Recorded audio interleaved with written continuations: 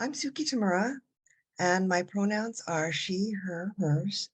I live in San Diego in the traditional lands of the Kumeyaay people. I've been the co-leader of the Asian Pacific Action Team since 2020. The Asian Pacific Action Team meets the last Thursday of the month at 5 p.m. Pacific time. We use this venue to create a safe space for Asian Americans and Pacific Islanders to have climate conversations. We will have a guest speaker at this month's September 28th meeting. Mike Messina will be talking about APIA Vote, which is a nonpartisan organization that is focused on encouraging Asian Americans and Pacific Islanders to vote. It's a great opportunity to learn about APIA Vote and how to reach out to Asian Americans and Pacific Islanders. Please join us. All are welcome. It's my pleasure to introduce Joycelyn Longdon. She is both an environmental justice activist and a PhD candidate at Cambridge University. Joycelyn's research centers on monitoring biodiversity with the local forest communities in Ghana. Joycelyn is the founder of ClimateInColour, an online education platform and community for the climate curious. The platform is a launchpad for critical conversations, but most importantly, a space of hope. ClimateInColour makes talking about climate more accessible and diverse, and transforms how people learn about, talk about, and act on climate issues. Since the first days of ClimateInColour in 2020, Joycelyn has collaborated with a wide range of organizations, including Meta, Samsung, the Design Museum, and Greenpeace. Joycelyn has been invited to speak on topics of climate justice, climate colonialism, activism, creativity, and systems change by the United States Geneva Dialogues, Oxford University, and others. Joycelyn is currently the climate columnist at the award-winning media company Galdem and is a regular climate contributor on the Sky News Daily Climate Show. Joycelyn was recognized for her work at the 2022 London Design Festival as the winner of the Emerging Designer Medal.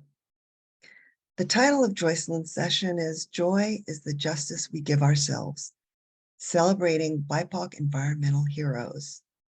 When discussing BIPOC communities in the environmental movement, we understand the disproportionate harm the communities are facing, and we must also give space for joy and celebration, to focus on BIPOC joy, and to celebrate and amplify BIPOC environmentalists, creating better futures for their communities in the world at large.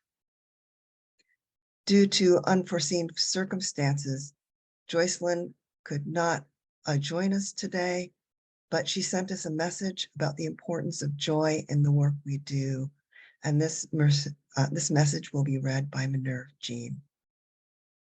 Thank you so much, Suki. Thank you. So I'll start today by introducing a video that Joycelyn would like us to share and then go into reading the message. Lovely. Slate 1, take 1, Joycelyn. I'm Joycelyn Longdon. I'm based in Cambridge and I'm currently studying there for a PhD applying AI to environmental risk.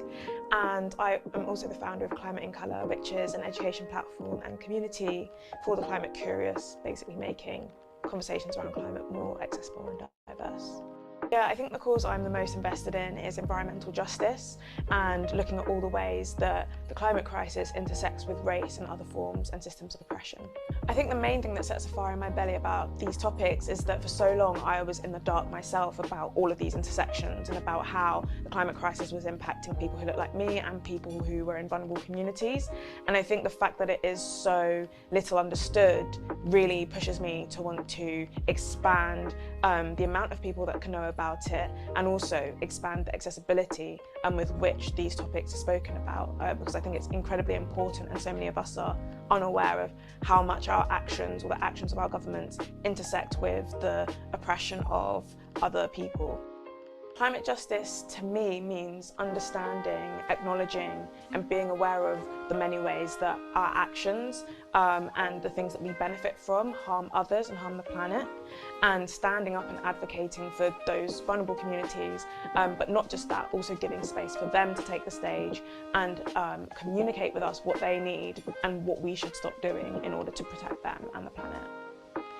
Yeah, it's really hard to pick one of the most pressing issues within the climate justice space because, you know, they're all really urgent. But the next 3 years of my life in my PhD will be spent on working with Indigenous communities to co-create solutions against deforestation and degradation, and also for the protection of biodiversity. And this is really important to me because so many of our climate solutions are imposed on communities and end up doing a lot more harm than good in the conservation space. I guess I'm currently doing my dream assignment. I never thought I'd be doing a PhD, and I'm so privileged to be able to have a platform to communicate and educate and connect with so many people. And so as long as my work continues to have impact and make change and make people feel uncomfortable, then yeah, that's my dream assignment. I think the word activist is something that people feel like you have to have a certain identity to be. And I think that if you breathe air on this earth, then you are an activist. It doesn't, you know, you don't have to look a certain way or be a certain person. And I think the most important thing people can do is find their role within the climate movement and not try to be something else, but feel empowered by the skills that they already have, the jobs that they're already doing, and be an activist in those spaces. What a bloody great answer. So I want to open up with a poem from the naturalist and conservationalist, J. Drew Lanham. Joy is the justice we give ourselves. It is Maya's caged bird, sung free past the prison bars, holding spirits bound, without due process, without just cause. Joy is my seeking, your being. It is mine for the taking, ours to share. More than enough to go around, when it seems nowhere to be found. Have yourself a heap in serving, have seconds or thirds, because joy is the justice we must give ourselves. July was recorded as the hottest month on Earth, ever. In the same month, daily sea surface temperatures reached record highs. This year, we have experienced a deluge of news stories, documenting the efforts of the climate crisis on communities all over the world. From severe droughts, destructive fires, and overwhelming floods. In these times, it becomes ever more difficult to find hope, to feel positive about the future of the planet, to feel that we can carve out spaces of joy when there is so much destruction unfolding around us. But only focusing on the negative news does a huge disservice to all those working extremely hard to be part of the solution. All those who get up every day in the face of adversity and choose hope, through overwhelm, burnout, fear, and helplessness, to create, build, and dream better worlds. Just last month, 16 young Montana plaintiffs won against all odds a landmark court case with the judge ruling that the state had violated their constitutional rights by promoting fossil fuels and restricting their right to a clean and healthy environment. In the same week, an equally huge and history-making event occurred in Ecuador when more than 5.4 million votes in favor of halting the production of oil in the Amazon rainforest. This was one of the most decisive democratic victories against the fossil fuel industry in Latin America and arguably the world. When I hear these stories, doom dissipates, and all I feel is overwhelming joy. Trading in doom for hope is not just a tagline I hold on to for frivolous reasons or to make people feel better about their inaction. I hold on to hope because so often doom comes at the expense of the most marginalized communities. Doom is harm. Some of the most city pieces of alarming climate news appear in far-right publications and discourses, twisting statistics to blame immigrants, people of color, and the poor for the climate crisis. Over the last few years, we have seen these sentiments stated as motivations for the murders involved in Buffalo, New York, El Paso, Texas, and Christchurch, New Zealand massacres. We also see these ideas perpetuated through predatory population control projects and organizations that, under the guise of women's empowerment, focus on restricting the reproduction of Black, Brown, and Indigenous women all across the world. This is ecofascism, A fascist politic or a fascist worldview that is invoking environmental concern or environmental rhetoric to justify the hateful and extreme elements of their ideology. Much of the eco-fascist sentiment originates in the global north, where 92% of global emissions are produced or supplied.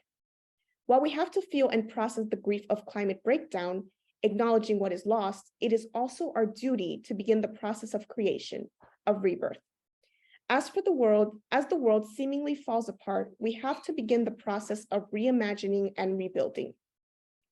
The indigenous scholar, Urena Seldwin, said that grief is the way to transformation, and I believe part of that transformation is in finding pockets of joy for us to hold on to. As the playwright Václav Havel once wrote, and later Seamus Heaney adapted, hope is not the conviction that something will turn out well, but the certainty that something is worth doing no matter how it turns out. I want to spend today celebrating and amplifying the Black environmentalists who have dedicated their lives to advocating for and creating change. Environmentalists who have stared at the most bleak realities in the face and continued to work because that work was worth doing. I want to take this opportunity to carve out a space for joy and celebration of the Black environmentalists whose shoulders we stand on, and the Black environmentalists of the present day who are building on their legacies. We must trade in doom for not only hope, but most importantly, joy. Because joy, as Rebecca Solnit makes clear in her book, Hope in the Dark, joy doesn't betray us, but sustains activism. And when we face a politics that aspires to make us fearful, alienated, and isolated, joy is an act of insurrection. Thank you. Thank you so much, Minerve. So I wanted to take this moment to say thank you to everyone who has been with us the entire 5 hours of this program. Whether you were here for the whole thing or for an hour or 30 minutes, your participation here is what matters. So I am very grateful. I also want to thank our speakers, our organizing committee, the member of CCL staff, and everyone that has made this event possible. Before we leave, I want to make sure to provide you a couple of announcements. But before that, I also wanted to send a virtual hug. If you would have seen me in person, we would have been hugging, we would have been talking. But right now, this is the system that we have, right? A virtual event. And I am so glad that we were able to create this for you. So for announcements, we have a couple of programs coming up. The Race, Climate, and Culture Conversation will take place September 27th. It is gonna be about climate and affirmative action. I hope that you can join us. As Suki mentioned, the Asian Pacific Action Team will be hosting an event on September 28th about the power or AAPI vote. And I also want you to save the date. The virtual conference for the fall for CCL is November 4th and 5th. And next year, we are going to be working on preparing our first CCL Community Service Weekend, January 13th through the 15th. Again, I want to thank everyone for joining us today, and I'll send you blessings. Have a great rest of your day.